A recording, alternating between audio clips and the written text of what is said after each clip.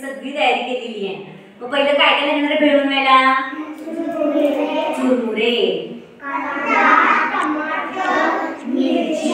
कोथिंबीर पण आहे, आणखीन काय येणार आहे? आपली शेवपापडी पण येणार आहे.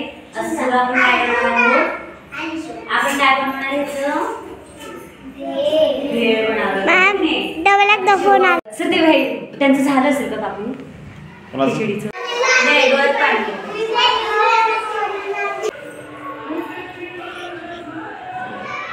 एवढीची टाकली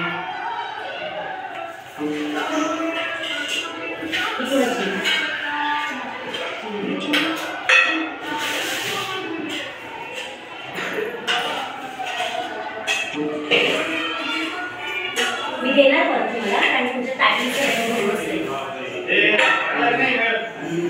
टाकले सगळं सर तुम्ही एकटीच कांदा कापायला तुम्ही डबल चाकूच भेटे ना. छान छान छान. व्हिडिओ करता काय? व्हिडिओ विचाराय काय?